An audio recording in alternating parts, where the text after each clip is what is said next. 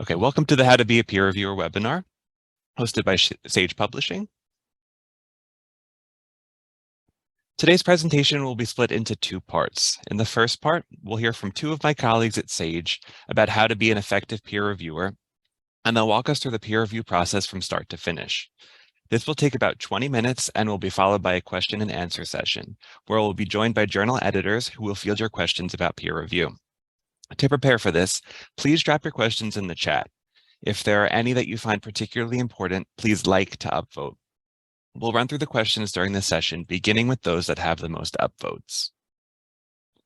To begin, I'd like to introduce you to our presenters. First, we have Jennifer Lovick, PhD, a senior managing editor on the Open Access Journals team at Sage Publishing in Thousand Oaks, California. She received a BS in Biological Sciences from California Lutheran University and a PhD in Molecular, Cell, and Developmental Biology from UCLA. After graduating in 2015, she completed a short postdoc at UCLA before joining Sage Publishing in the fall of 2016. She currently serves as the executive editor, managing day-to-day operations, editorial decision-making, and journal growth of two well-established OA cancer research journals, Cancer Control and Technology in Cancer Research and Treatment. She also manages a small team of in-house managing editors, each responsible for serving as executive editors, as well as liaising with editors-in-chief of a small but growing collection of life science and biomedical open access journals. Bailey Bauman is a managing editor of the Open Access Journals team at Sage Publishing, also in Thousand Oaks, California. She holds a BA from Georgetown University in Classics and an MS from the University of Southern California in Geographic Information Science and Technology. She currently manages the journal Sage Open, which is an open access mega journal spanning the humanities, social sciences, and behavioral sciences. She works with teams of editors and peer review associates to manage peer review from the journal's growing volume of submissions. Her interests are in using data and lean principles to conduct peer review more efficiently and maintaining standards for publishing ethics and quality in online environments. I'm Sean Skarsberg, and I'll be moderating the first half of the webinar today. I'm a marketing manager on the author marketing team based out of New York. I hold a BA from Manhattan College in History and an MA in History from Hunter College. I'm passionate about helping reviewers, especially those in the early stages of their career, to navigate the peer review process with ease and expertise. In the second half of the webinar, we'll be joined by Katie Willis as a moderator. She is a senior editorial assistant on the peer review team. Since March of 2018, Katie has been assisting authors, reviewers, and editors work through the peer review system. She has also assisted with the selection and invitation of reviewers in a variety of journals. Prior to her work at Sage, Katie received a Bachelor of Arts degree in History from California Lutheran University and a Master of Arts degree in World History from New York University.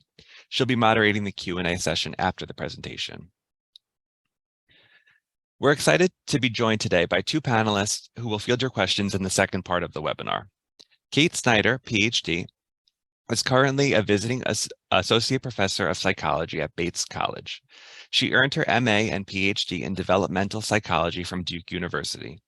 In her research program, she focuses on understanding the role of achievement motivation in the development of academic underachievement, particularly among academically gifted students. She served as an associate editor for Gifted Child Quarterly from 2017 until 2022. Robert M. Yawson, PhD, is an associate professor of management and the chair of the Entrepreneurship, International Business, and Strategy Department at the School of Business in Quinnipiac University in Connecticut. He is section editor of Business and Management for Sage Open, co-editor-in-chief of the Organization Management Journal, and the associate editor of the International Journal of Business and Systems Research. Robert served as an associate editor for the Human Resource Development Quarterly from 2019 until 2021. He also serves on the editorial board of the following journals: Advances in Developing Human Resources, Human Resource Development Quarterly, Industrial and Commercial Training, and Human Resource Development Review.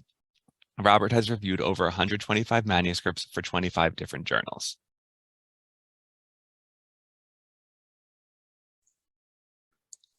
Okay, well, thank you very much, Sean, for that very kind introduction. So I'm, again, Jennifer, and I'm going to be going through some slides to talk about peer review along with Bailey. So first, I'd like to start with a definition of peer review. Peer review is a process where scientists or peers evaluate the quality of other scientists' work. By doing this, the goal is to ensure that the work is rigorous, coherent, uses past research, and adds to what is already known. The process of peer review is an integral part of publishing one's research and absolutely essential to ensuring the quality of research published and added to the research record. Next slide, please. Thanks. Aside from the benefits the peer review process has for each publication, there are also significant benefits for the peer reviewer. The most significant is the service a peer reviewer provides to their respective field. Each time someone peer reviews, they are directly helping to improve the quality of the article, offering the author new insights into their research methods and results, and giving the opinions of fellow experts in the field that can provide support and further insight. It is also a way to keep up with new directions in the field and could be a gateway to an editor position. Additionally, there are benefits to reviewing and ways in which a reviewer can receive recognition. This includes recognition via Web of Science and ORCID, where a reviewer can keep a record of publications and show which journals they review for. Also, recognition can be shown with reviewer certificates and displayed as professional development experience on a CV. Sage Publishing also offers some additional benefits to reviewers in recognition for their service. These include a 25% discount on Sage books and free access to ebook products and Sage journals for 60 days.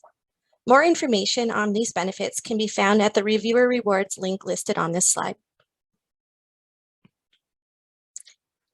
I'd now like to spend a moment sharing with you what the overall peer review process looks like and highlight the core role peer reviewers have.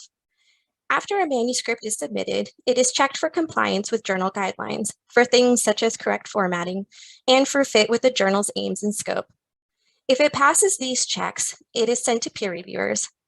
In most cases, peer reviewers are matched to a manuscript based on keywords provided in the manuscript to keywords provided by the reviewer if they've created a reviewer account, or to keywords in the articles the reviewer has authored. Reviewers are invited to review, and once they accept the invitation, they will have access to the manuscript in their reviewer center in our peer review system, which is called SageTrack. Once reviewers have assessed the manuscript and prepared comments for the editor and authors, they then make a recommendation of revision, reject, or accept to the editor in the system. The editor can then make a final decision based on the recommendations from reviewers. There are times when it is best to decline an invitation to review. If you do not have the expertise to review the article you are invited to work on, please let the journal know you are invited in error. Also let the journal know if you are still working toward your degree in a particular field and are not yet ready to review articles in that field. Another time you might decline to review is when you do not have the time and you cannot commit to a specific extension. If you do have a specific extension in mind, it is worth letting the editor know before declining. Lastly, you should decline to review if you have a personal conflict of interest with the researchers or the research or the authors that would prevent you from delivering an impartial review. Examples of this include some financial stake in the research or a strong similarity to your own forthcoming research. If you feel that there could be a potential conflict of interest, or you feel uncomfortable providing a review because you are too close to the topic, or you feel you may be tempted to use or cite the research before it is published, let the editor know. This conversation ties into the larger issue of reviewer ethics, which we will cover on the next slide. Many journals use double anonymized peer review. This means authors do not know who the reviewers are and reviewers do not know who the authors are. Double anonymized peer review helps us ensure that authors are not getting an unfair advantage or disadvantage because of who they are, and reviewers are comfortable providing candid feedback. If you learn of the author's identities when reviewing for a double anonymized journal, for example, if the manuscript was not fully anonymized, let the editor know right away. Mention if learning the author's identities raises a particular conflict of interest for you as a reviewer. Also let the editor know if you have some connection to the study that impacts the study participants' privacy. For example, if you know someone involved in the clinical trial under review. You as a reviewer will have access to unpublished research, and it is important to keep the content of that research confidential. The only exception is if you are working on a collaborative review with a colleague, which is something you should ask the editor about before agreeing to review. Lastly, reviewers recommended by authors are generally not allowed by Sage journals. In cases where a journal still uses recommended reviewers, there is only one recommended reviewer allowed per paper. An author recommendation should be submitted through the journal's peer review site under the recommended reviewer step and not directly recommended to the editor. A recommended reviewer should be contacted by the editor only and not the authors. Next slide, please. Next, we're going to talk about the evaluation criteria a reviewer should keep in mind. At SAGE, the phrase research done well is used to describe our bar for publication. The specifics will vary between fields, but here's the main idea. SAGE is looking for discrete, coherent contributions to the academic record that have sufficient methodological rigor to serve as sound building blocks for future research. We'll talk about how to identify research done well over the next few slides. When you are evaluating a manuscript, there are some characteristics of the writing and structure that you may notice immediately, such as whether the authors used an academic writing style. For example, whether they wrote in a consistent person and tense that was appropriate for their field, whether they were as specific as possible and avoided generalization, whether they avoided colloquialisms, and whether they avoided regional or discipline-specific jargon. Though we are not looking for you to copy edit, we appreciate general comments on language quality. Some aspects to consider are active voice over passive voice, concise language, simpler sentence construction, correct article use, and singular plural agreement of verbs and nouns. Again, you don't need to copy edit, but if you encounter enough issues to make the article difficult to read, please let us know. Also, let us know if you have trouble following the article because it lacks cohesiveness. Some specific concerns might include the organization and overall flow of the manuscript, a balanced use of tools like transitions and parallel construction, correct use of headers, clearly stated research questions and findings, and an absence of extraneous material. Lastly, we expect bias-free, inclusive language that is appropriate for a global audience.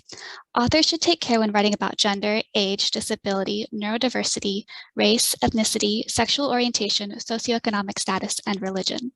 Authors should be sensitive to labels and appropriately specific. They should keep in mind that people can have many identities and that one shared identity does not necessarily mean shared experiences. It is worth stating here that bias-free inclusive research goes beyond word choice and extends to the assumptions made by the researchers and the intention and design of the study, for example, the sampling. If you have concerns with any of this, please let us know in your review. Next slide, please. Reporting guidelines exist for many study types and should be followed by authors when preparing an article. You can let the editor know if you are unsure of whether a journal follows specific reporting guidelines. Not all journals require them. A good resource on reporting guidelines by study type is available on the Equator Network website. Next, a clear contribution to the field. Depending on the journal, it might not be a requirement that all articles make significant or especially novel contributions to their fields. However, at minimum, we expect it to be clear what the contribution of the research is, because it is difficult for future research to build on a study that lacks clear findings and limitations. Next, we expect research to have appropriate ties to the literature. If you notice material that is missing from the literature review and would give necessary context to the study, let us know. For literature reviews and discussion sections, only suggest your articles or your colleagues' articles if you have a legitimate reason for recommending them, and please explain this reason clearly. Alternatively, you can simply suggest to authors that they need to update their literature with more relevant or recent articles or with more global literature as appropriate. Lastly, a common critique that we appreciate is any issue with figure legends. As a reviewer, you should be able to easily read any figures. If you have trouble, then the author should know to make corrections. Back over to you, Jen. Thanks. Thanks, Bailey. So earlier we spoke about reviewer ethics. This slide has to do with the ethical guidelines the author should have followed when performing their study and writing their manuscript. As a reviewer, you should feel free to ask authors questions in the review and let the journal editors know if you have any concerns with the research ethics of the manuscript you are reviewing. Specifically, feel free to ask for more details on how informed consent was obtained or who gave ethical approval. If you have concerns about the privacy of the study participants or patients, please let the journal editor know. This is especially important for online and open access journals, which can have a wider reach than printed or paywall journals. Lastly, you should let the editor know if you suspect any data or image manipulation. For example, a p-value that is too perfect, standard error bars that are too consistent, or images that appear to be altered or duplicated. You may also have concerns about the materials used in the study, for example, contaminated or incorrect cell lines, or perhaps the results seem inconceivable or too good to be true. Any concerns like these should be raised to the journal editor. When it comes to looking at the methods and data analysis, there are a number of key items to focus on. The first is any flaws in the study design. Are there any clear concerns with the way in which the study was conducted? Is the study design consistent with similar studies in the field? Do the results and conclusions seem appropriate given the kind of study conducted? Is the material and methods section descriptive enough so that the study could be reproduced? Are the statistical techniques relevant to the study? Are they the standard for that kind of study? And are the materials and methods used for the study appropriate for the research question being addressed? A lot of the questions raised in analyzing the materials and methods section flow over into the results, discussion, and conclusion sections. Common questions to think about when reviewing these sections include, are the results presented in a way that best emphasize the findings? Are these sections free of unsupported generalizations or assumptions? Are the conclusions appropriate for the study? And are there appropriate limitations and directions for future research? Lastly, consider big picture questions. Did the study accomplish what it set out to do? Did the authors follow their original hypothesis? Did they follow their own methods? And does this follow through to the stated conclusions?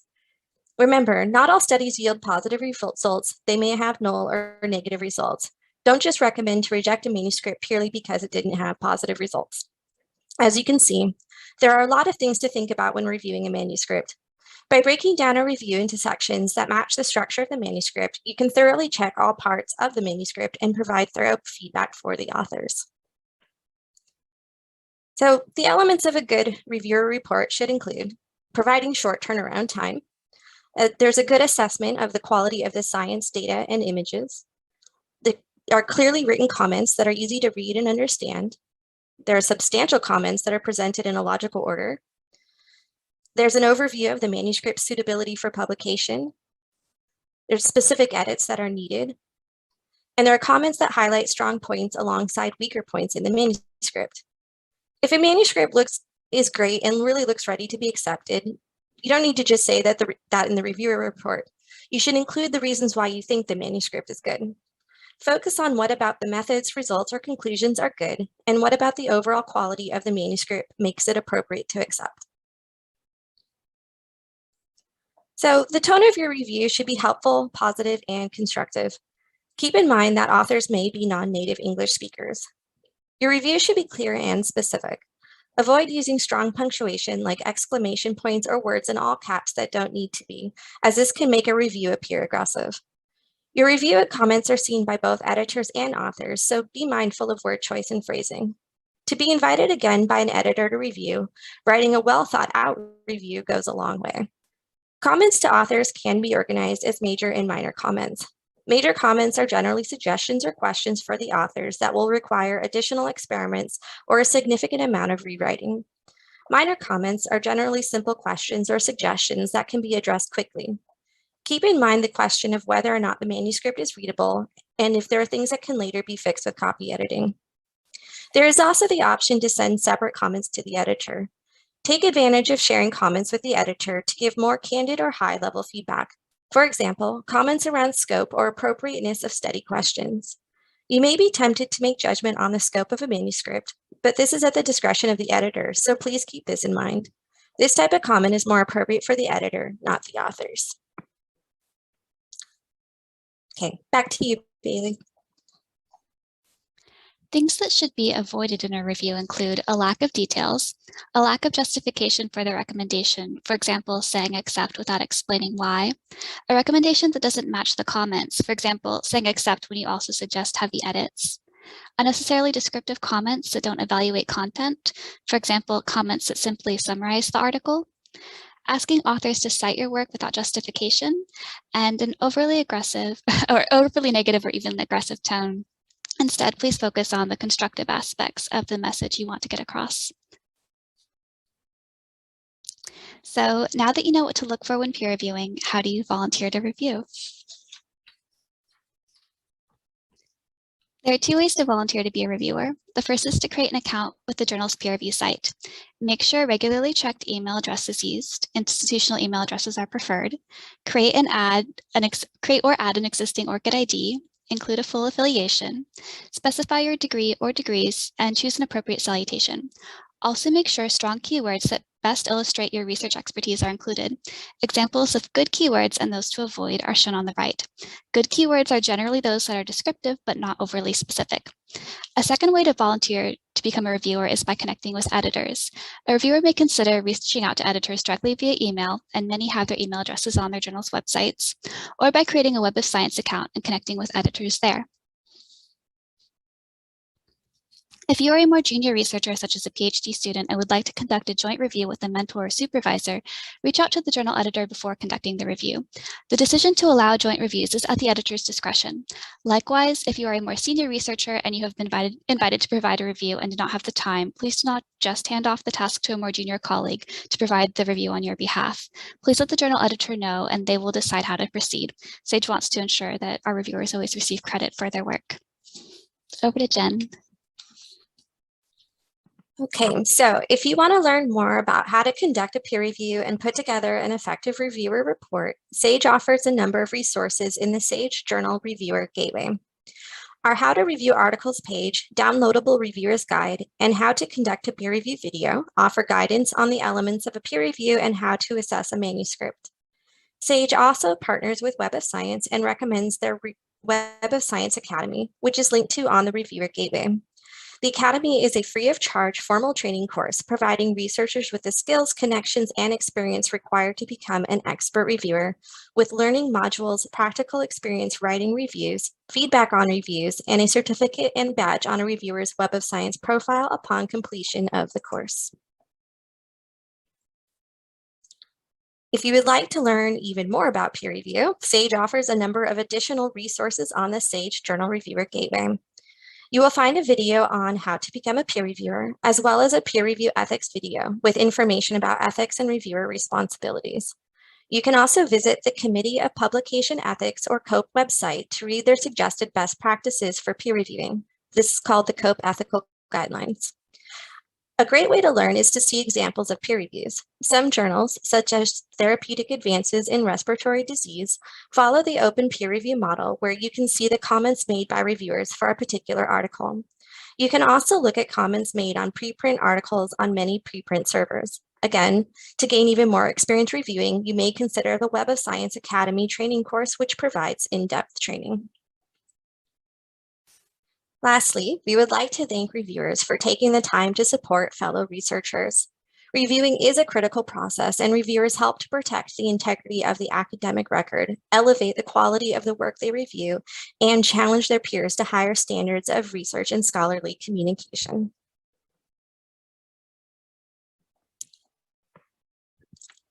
So I wanted to say thank you to Jennifer and Bailey for that presentation. And before I move on to the Q&A, I wanted to flag that we at SAGE have a dedicated gateway that houses all of our peer reviewer resources. If you have any questions about where to begin, please consult our gateway. And now I'll pass it over to Katie to begin the Q&A portion of our webinar. Hello, everyone. I hope you're having a good day, and I hope everyone enjoyed the presentation. So we're going to begin the Q&A session. Just as a reminder, please enter your questions in the Q&A chat. If you see a question you really like to be answered, please upvote them. Any questions we do not get to, we will address after this session. All right, so I want to begin with a question to Kate. As an editor, what is the best way a reviewer can organize their review? Do you like bullet points, paragraphs, tables? Thank you. So I will say that what I really prefer for the structure of review is one that is helpful to the authors. So helpful to the editor in terms of making a decision, but also one that if it's a revision decision, makes it easy to respond to. So although when I craft a review, I usually use bullet points to create the review, I will then organize it into paragraphs where I clearly highlight major issues and minor issues. So that's my perspective on that question. Thank you. And Robert, also the same question.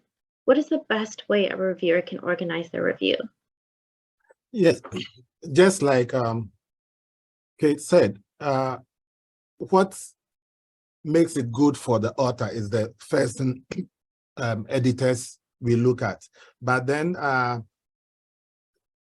depending on the journal you are reviewing for, most journals are informal. They give you the freedom for you to present it how you like it.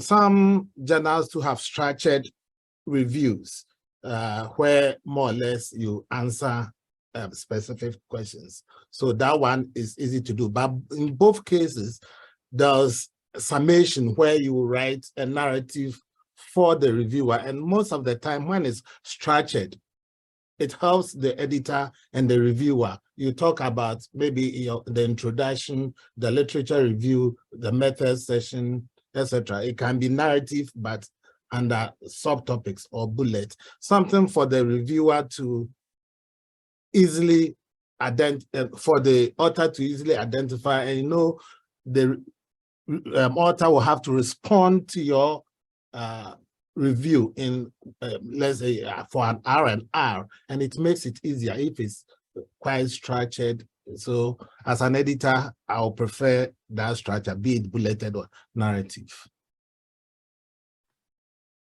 Thank you.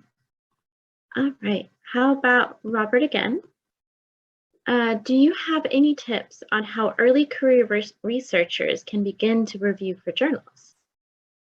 Yes, start it when you are even in your doctoral program or in your graduate level program.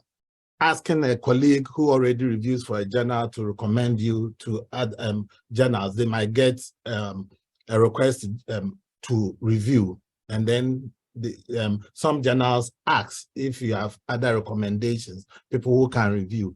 And network with editors at professional conferences. That's one of the best ways. Your professional conference, the editors are there. Go to the editor sessions, approach them and tell them you want to review for them. They will tell you, and there are resources like both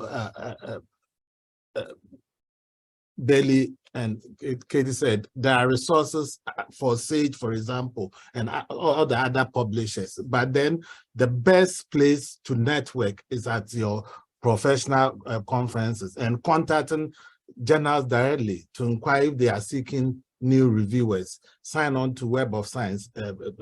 Previously, it was Publons, which was acquired by Web of Science. Sign there because editors, every journal is looking for reviewers. So we go there constantly to look for reviewers. So just get in touch with the journal. Sign, even if you are not submitting a manuscript, just sign on to the journal, the manuscript one, so that when you go in, and as the presentation said, your ORCID ID is very important.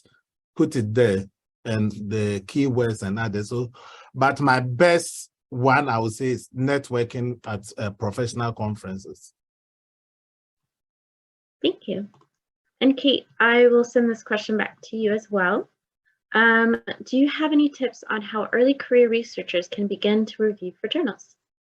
Sure, and a lot of what I'll say echoes what Robert shared. And my primary recommendation is to, especially if you are a doctoral student or a postdoctoral researcher, let your mentor know that you are interested in learning how to peer review. That is what I did, and allowed my mentor to think, as she got requests to review, about which would be a good article to have me join on the review, to ask the journal for permission to have a student join in on the review process. And then from there, I was able to see the inner workings of a review. So as you're involved in research and submit your own research, you're able to see part of the review process, which is seeing, for example, a set of reviews, how they align with the editor's decision.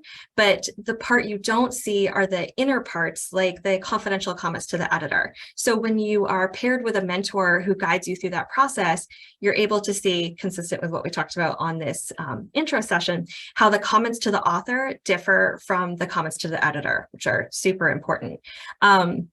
Beyond participating in peer review with a mentor, so writing a shared review, I think just talking to more senior scholars about their experiences with peer review is so helpful. So at professional conferences or within your professional network, asking people for what is the most challenging thing you experience when peer reviewing, or what ethical issues have you run into when peer reviewing. Just hearing those inputs from more senior scholars is hugely helpful for your own education. And Katie, if I can add one thing. Of course. Also start by reviewing for conferences, your professional conferences, like the Academy of Management, for example. They always need doctoral student, postdoctoral student to review. So when you start practicing the beauty of that is that you will see the reviews. If you are reviewing for one paper, you see the reviews of other reviewers. Some are, and most of the time they try to pair you with a seasoned reviewer. So you will see how the other reviewer reviewed the same manuscript you reviewed. And the conferences, the professional conferences, do it a lot. So it's another place you can sign on to start your reviewing career, peer reviewing career. Thanks, Bo. All right, I will start with Kate again. Our next question is, we've heard from reviewers that the biggest reason they decline to review is due to not having enough time. If a reviewer is interested but doesn't have much time to review, what should they prioritize or avoid in their review? Sure, and time is definitely a constraint. I certainly understand that, having been both an associate editor and a reviewer. The biggest thing that we on the editorial side appreciate is a fast response either way. So if you do not have time and you are unable to review, letting us know immediately means we can move on to someone else in the list, and it doesn't hold up the process. It's also possible to ask about a possible extension. So if you might be able to complete a review and are interested in it, but need more time, asking with the editorial staff, would this time frame be okay? Sometimes it is. In terms of prioritization for reviews, a lot of this will depend on your own career goals. So for example, are you reviewing for a journal that you might be considered for their editorial board? But I would also say to prioritize reviews that are closely related to your experience. So you might often get a lot of review requests, and being able to sort through and saying, I have the most potential feedback to offer this one, so I'm going to prioritize. And additionally, setting limits for yourself can also be helpful. So I've heard of researchers say that they set a kind of a quota for how many peer reviews they can thoughtfully complete in a given time frame, and then being fast to either decline a response to review or provide an alternative of someone else. And so when I get review requests that I can't do, I might check with some more early career researchers in my life and say, do you have the time and space for this? If they do, I can recommend them to the journal. And that's one way to also get early career researchers involved in reviewing. Thank you. Robert, do you have anything to add? Yeah, to emphasize on the last point Kate made, it's difficult because one of the issues coming up, and as editors we see, that most schools now don't really give reviewing as even service. So a lot of people don't want to review, but you should see it from the personal benefit too, that if you review, what you get from, you get of course the latest literature. You are first to read those things, but if you don't have the time, then what Kate said is one of the best ways to go. Look into your network and recommend somebody who can do it, and then inform the editor or the journal, or also ask for an extension that I'm not available at the time, but if you can give me 3 more extra weeks, I can do it. If the journal editor can't, they would, but at least don't just accept that you review and you don't. That one is hurtful to the discipline in general, to the author, because we wait for maybe 30 days waiting for you to review, and you don't, because you don't have the time. Then we have to find another reviewer, give another, say, 30 days. That's 60 days of a manuscript waiting. So you should put yourself in that situation. So priorities are important. If you can't immediately tell the editor that, no, it's not, I can't do it. And even if you accepted to review and things came up, inform the editor that, oh, I accepted to review, but because of this issue, I cannot do it, so that it can be assigned to another person. Thank you. All right, I will start with Robert next. So a lot of times reviewers will feel bad about rejecting a manuscript. They understand that peer review process and it's really important, but sometimes as an author, it can be really disappointing to receive a manuscript rejection.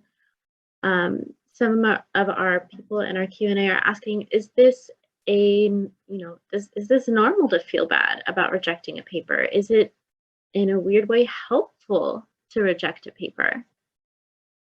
Yes, every academic or scholar in your life will reject, no matter you can be the #1 in the discipline, you will still get rejected. And yes, nobody wants his or her paper rejected. And at times, because of that, reviewers bring it into the review process. They will give all the comment, which as an editor you see, and this is rejects, but then the recommendation is, oh, I've accepted minor revisions or accepted major revisions. Whilst the deduction and everything from the review and from your own review, you see that this is rejects. So as a reviewer, let your recommendation reflect on what from your analysis, from your review, and don't you can't divorce your emotions from it, but you have to, you are helping the author, you are helping the discipline, you are helping the journal. So what you think it is, you should be able to do it. And as an author, when you receive it, I mean, read it, put it down, forget about it sometime, come back to it. It's all developmental, and that's what makes your paper good. You can rewrite it and send it elsewhere. So rejecting is difficult, but it's part of academic life and publishing. Kate, would you like to add anything to that? Yeah, I will echo what Robert said. It's a normal part and to talk to other people about their rejections as well. But that's why I really emphasize that when you're writing a review that is a reject decision, to distinguish between reject for this journal, but might be a great fit for somewhere else where you can be more constructive on how they might reframe. And then as an author, making sure you pay attention to that because you might get the same reviewer. And one that might be kind of a reject from everywhere, where you might frame your comments more on here's suggestions for continuing on this line of research in the future. And that's why I really emphasize that for a revision or a decision, or like a reviewer letter that you're writing that is a reject, to not go on and on and on about every weakness you can find, because that's demoralizing. But to stick to kind of the key points, be succinct and be kind. So even if review kind of, you're frustrated by it because there's so much wrong, to write it, come back to it after a day and remind yourself, if I was an early career researcher, would I want to receive this? So just to be kind, but also not to point out every single flaw you can find on it, but stick to the key issues, can help with writing a rejection review that you would receive. So that philosophy of review unto others as you would have reviewed unto you. Thank you. That actually kind of brings us into our next question about how detailed to focus on your review. The question is, does don't need to copy edit mean please don't copy edit? How focused should we be on this copy editing portion of the review? And Kate, do you want to go first? I do, because I actually get pretty passionate about this. Please do not copy edit. What happens sometimes when reviewers get so focused in copy editing is they might recommend big structural changes to the manuscript and then spend so much time listing out every comma, apostrophe. And so a lot of those line by line edits become irrelevant when you've made the structural changes. So if it's a consistent enough effort to warrant being mentioned in the review, you can say something like, please attend to copy editing issues, for example, and give one example. But especially if you're recommending large revisions, it's a waste of your time and it's a waste of the author's time to list out so many copy editing. So I feel passionate about this question. Please do not copy edit. Robert, do you want to add anything to it? Yes, your role is a reviewer and not a copy editor. That's one. And two, the example Kate gave. If at times it's frustrating when you are reading a manuscript and you see all this stylistic and typographical errors and others, you just reference it and like an example or two and said this paper needs thorough proofreading or copy editing. Just recommend that. It's not your duty to point out every line has to do, just like Kate said. And you do that, you are spending a lot of your time. Meanwhile, it's not something which is too much appreciated by the editor, because the editor knows it's going to publishers where there's trained copy editors who will look at that. It doesn't mean as an author, you have to send things which are not very well done. That can also get it just rejected. Thanks. I'll start with you again, Robert. And again, this is based on your field of study, so this answer may have changed a little bit. But generally, how long will it take to review an article? What does a short turnaround look like? So short turnaround, you get that some reviewers you send to, and you know you can even get it in 3 days. Others to like very typical with human being. Oh, you know that the deadline they give you 30 days, so you wait. So the 29th day or 30th day, or at times even a reminder before you do it. But it depends, one, on the discipline, the type of article, and also yes, the discipline and the type of article, if it's qualitative, quantitative, others. And when you get an article, the recommendation is do a first read quickly. Best practice, just look at even the conclusion first. Oh, okay, what is this contributing to the field? Then do a first read. Get a paper, don't just do it. Take notes, because you see something and you have to go back. So we all know, like reading a first read, you are not going to detail than others. So it depends on the individual and how you write and everything. And yes, so at least 2 reads, and recommending it can take you like 3 hours upwards or an hour to do a very good job. Thanks. Kate, do you want to add anything to that? Yeah, so like Robert said, your time will be a little bit split into different phases. So the initial pass through the article, your impressions, your note taking, if you need time to process, time to write the review. And it will get easier as you get more experience. So when I was first independently reviewing manuscripts, I spent a lot of time because I was very anxious about getting it right. You get a little bit better. One thing I recommend to reviewers at any stage is to also take the time after your review is submitted, when the editor sends out the decision that has all the other reviewer comments on there, to take time, even if it's just like 30 minutes, read through all of the other reviews, think about how it aligns with yours or not, or if they raise other issues, and how the editor structured kind of highlighting different points. That's a huge payoff in terms of investing a little bit of time to cap off the process. That's going to help you be a better reviewer for future. So I would build that into the time too. I hesitate to give a number of hours because it's going to vary by people, but it's in pieces. So as initial review, writing the review, and then that follow-up is so important. Thank you. Let's see, the next question is, should a reviewer let the editor know if they have somehow figured out who the authors are, even if the manuscript is anonymized? Kate, do you want to take that one first? Yeah, I would say it's fine to, but you'll find that as the more involved you get in a field, it's pretty easy sometimes to figure out who an author is. And so it might actually be really common. I would really only let the editor know that you've discovered an identity if you feel like it impedes on your ability to ethically and impartially review the manuscript. Because especially as you get more senior in a field, it's not always that hard to figure out who someone is. But if you're unable to separate yourself from that and write an impartial review, that's when I would reach out and let the editor know. But of course, if you're on the fence, reach out and let the editor know anyway. Robert, do you want to add anything to that? Yes, just like Kay said, that two ways. At times you can find out, but then the paper is blind.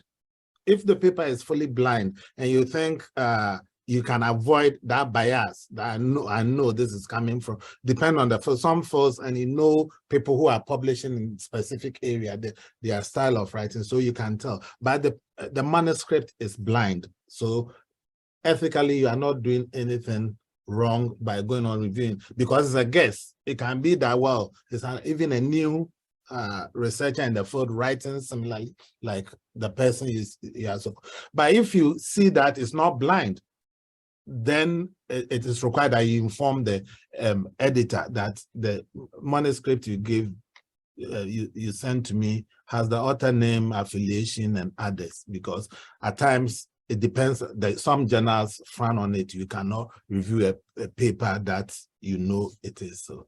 But if you are just guessing from the writing, like Kate said, then you have to use your judgment and go on, but just try to avoid bias. Thanks. All right, let's start this next question with Robert. During the second round of review, so to clarify for those who may not be aware, after the first round of review, in most cases, editors will ask you to come back and review the revision. So during the second round of review, you notice that the author did not respond to your comments. How should you address this? Yes, so you pointed out to the author, again, that in my first review, I mentioned this and that, but in your response, you did not address it. Any reason why you did not, and I don't really agree with not responding because of the reasons I gave earlier. And this is where the comment to the editor is really important. You would send more detailed information to the editor that I requested this revisions, but there was no response to that. It doesn't mean the author has to do what you are asking the author to do, but at least they should respond to address your concerns, whether they agree with you or they decide. So if they don't do that in your review, you can mention that and emphasize that to the editor in the editor column, that the first review I said this and they did not do it, and I'm insisting that this should be done. Thanks. Kate, do you want to add anything to that? Yeah, Robert made such a good point that I really want to make sure it gets emphasized and said again. Just because an author does not do what you asked does not mean they are not responding to your review. So there's a difference between an author ignoring your point and not responding to it. And they might provide justification for why they didn't make a change. So as a reviewer, I'm just looking for authors, especially for points that might not be like a deal breaker, to carefully consider all the points that the reviewers raise and at least thoughtfully discuss them. But it's not necessarily problematic if they don't do what you said, because authors are often faced from sometimes contradictory points from multiple reviewers, and they might have to balance that. So just because they didn't do everything you said is not a problem, but ignoring is a different issue. Thanks. And let's start with Kate for this next question. Will peer reviewers commonly be matched with authors of a similarly educational level? If I had to guess what this question is asking, it's saying, will you be more likely to be assigned to review a paper from someone who is also an early career scholar? I don't necessarily think so. And anecdotally, as someone who's been an associate editor, I often find that early career researchers can sometimes write the best reviews. They really put a lot of effort into it. And so their comments are just as meaningful to an author that is a senior scholar than having another senior scholar. So no, you should assume that that does not play into the decision. So when an editor selects reviewers, they're looking for expertise, and sometimes the best expertise comes from an early career scholar. Thanks. Robert, do you have anything to add? Yeah, I have a personal experience I would like to share. When I started reviewing as a junior career, I got a manuscript, I reviewed, I forgot about it. Then after some months, I saw the paper published. And when I saw the author of the paper is one of the leading scholars in the field, I was so excited. Although I didn't say anything, but I was just so excited. Oh, so I reviewed paper for so and so. So I don't think editors match to the same level of qualification. It's the expertise and the keywords you've put in that you can review for this manuscript. And that's why they don't assign a manuscript to only one person. It goes to 1, 2, or 3 people and blind reviews. So it's not like you alone giving the review, but they don't really match it with equal qualifications. Thanks. I'll also start with Robert for this next question. If I've accepted to review a paper, but then realized that I'm not able to finish it in time, or I'm just not familiar with the research tools, can I decline later on?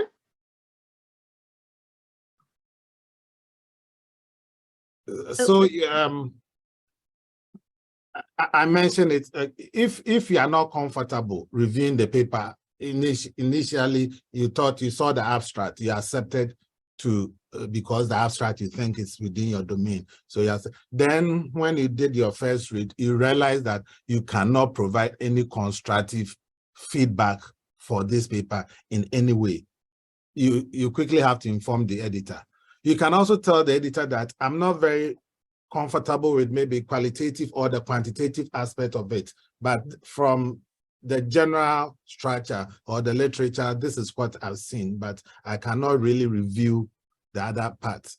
Editors like that, okay, there are other people who can, but you have to inform the editor and just don't write, oh, this paper should be accepted without giving any reasons because you cannot do it. So communication is very important. Thanks. Kate, is there anything else you'd like to add? Absolutely, and the key word there is quickly. And sometimes editorial staff will often invite more reviewers than they need. So if they have like a minimum of like 2 is the bare minimum we need, or 3, they'll sometimes invite 4 because things happen, whether you realize you don't have sufficient expertise or something else comes up. So my preference, this is my experience, would be to rather have someone be honest about not being able to review a manuscript once they realize they get into it, and let me know, and with, undo them as a reviewer, rather than submit something where they try to find something or coming off as having the expertise. So sometimes it is okay to just be clear in your confidential comments that you're speaking to this part. But if you have to withdraw, I would say just please do it quickly. Just please do it quickly. Absolutely fair. All right, our next question is, should the reviewer read every single one of the references in the reference list? Kate, would you like to start with that question? Yeah, there's no physical way that you could do that.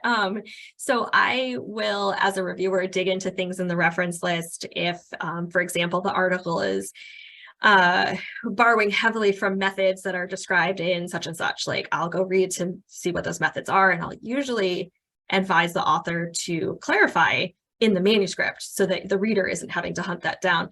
But there is no physical way to read all of them, so I definitely don't do that. Robert, do you have anything to add? Exactly. You cannot read everything, but it's important you skim through the references, especially when you are reviewing a manuscript. Like you said, you know that there's an area you're talking about, let's say systems thinking, you know that Peter Senge and others, and from what the author is describing, you think that's where it's best. So you quickly go to check whether that's what is cited, and you can recommend. And also at times a manuscript go around. Authors send it over and over so the references are dated. So you quickly look at it and you can recommend that, from if your references, the newest reference in is 2001, And I think the literature said, so that's the only way. You just look at the references, but you don't go reading the references and others cited, you know. Thank you. I'm going to ask one more question so we can start wrapping up here. My last question, which I think a lot of people feel, when can I consider myself qualified to be a peer reviewer? Robert, would you like to take this one first? Yes. What I tell you, so far as you are able to read a journal article and understand it and analyze it, then you are ready to be a peer reviewer. It builds up. You will not be an excellent reviewer the very first time you do it, but if you don't do it, you can never be. It's like driving. Until you start, you cannot. So so far as you have the qualification, the minimum qualification, you read journals and you can understand journal article and be able to analyze it. You are ready to review. Thanks. And Kate, do you have anything else to add? Yeah, so kind of harkening back to an earlier suggestion Robert made about doing conference reviews, which are much more open to student reviews. I say that will get you quicker to being when you can call yourself a peer reviewer. Often journals will have minimum qualifications for when you can review independently. So after you've done a set number of reviews, with a more established scholar, sometimes they'll invite you to review independently. Some look for the doctorate degree. So it's kind of an individual judgment, but as much as you can, getting that review experience will get you closer to when you feel pretty confident about your reviewing skills. Thanks. Are we good? Are we end of time? Yeah, I think we're gonna start to wrap it up now. I wanted to just thank everybody for joining us today for the How to Be a Peer Reviewer webinar. I hope you found the information useful, and a huge thank you to all of our panelists and presenters today. I'll be in touch with all the attendees with a recording of the presentation, the slide deck, and a certificate of presentation in the near future. I wanted to just flag some other webinars coming from Sage in the near future. So we have the How to Get Published webinar series. It's a monthly series that focuses on specific topics in the publishing process. In 2022, we covered themes such as open access, how to select a journal, and more. Our next webinar will be on November 16th on article promotion. In 2023, we'll host webinars about transitioning a dissertation to become a manuscript, how to effectively collaborate with co-authors, how to organize and present data, and more. In addition, on November 30th, there will be a webinar on the topic of special collections titled The Guest Editor Experience, an Inside Look. The webinar is ideal for researchers who have published a few articles and will cover how to submit a special collection proposal, how to drive submissions, and how to promote. For more information, please consult the Sage author, reviewer, and editor gateways. And thank you again for your attendance, and we wish you the best of luck in your future reviewing. And